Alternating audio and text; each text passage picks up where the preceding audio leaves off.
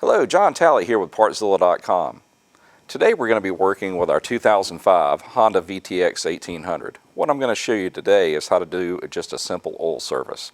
What's that going to involve? Well, basically heating up the machine, draining the oil, replacing the oil filter, and then refilling it. So let me go grab a couple of tools and I'll show you how to get it done.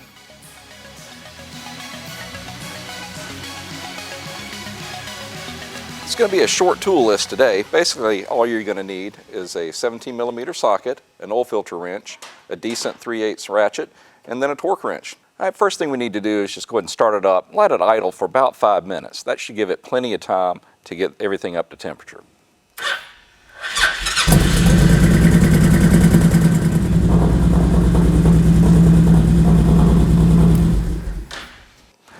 All right, that should be long enough to have heated everything up. So let's go ahead and get these out of the way and we'll attack those drain bolts. All right, before we pull the drain plugs, let's go ahead and take out our dipstick. That way oil will flow out of there a little bit easier. And if you were noticing, I actually said drain plugs because this machine actually has 2 of them. First one is right about here.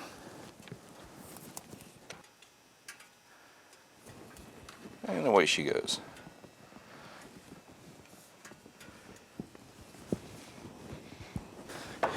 All right, and your second one's at the front of the machine, right here, and they're both 17mm.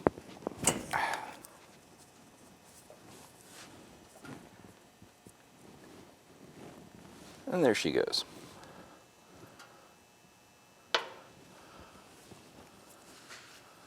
See you later. Hey, next, let's go ahead and get our oil filter out. Kind of a tight squeeze in here, and you'll definitely need a oil filter wrench to get a hold of it. All right, well, everything's drained out, so now let's start putting it back together. When you put your oil filter on, I want to get just a little bit of dab of oil and just go around that O-ring right there. Get our oil filter wrench and we're going to snug it back down. Right there. Don't have to get it too tight, otherwise it'll destroy that O-ring seal. Next, let's get our drain plugs back in, but before we do so, I want to make sure that our crush washers are okay. Make sure they're nice and flat. All right, go and get the front one in hand tight, and then we're going to get our torque wrench and torque it to 22 foot-pounds, and that's the same for the front and the back. All right, guys, for me to get the torque wrench under there and actually set it, I'm going to have to lift the back of the machine up so we've got enough distance to get it torqued.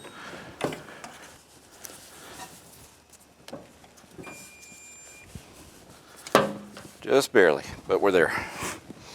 All right, with that done, let's go ahead and get her back down. All right, so we've got our oil filter back. We've got both the plugs tight. Let's go ahead and get her refilled. All right, she holds right at 4 quarts when you do a full oil change that includes your oil filter. So we're going to go ahead and dump in 3.5 and then check it to make sure there's room for that other 1/2 quart. All right, the oil I'm going with is a HP4. It's a synthetic blend. You can go with regular GN4, but I really like the way this oil performs in the VTX line. In my opinion, the shifting is a lot smoother, so it's my preferred oil of choice. And I would know because I actually owned one of these machines up until about 2 years ago. So I've got a few miles on them. And number 4, we're only going to put about half of it in there to begin with. All right, let's get our dipstick back in, start it up, get it circulating around for just a minute or so. Then we'll actually shut it off, let it sit for about 2 to 3 minutes, and then we can get an accurate reading.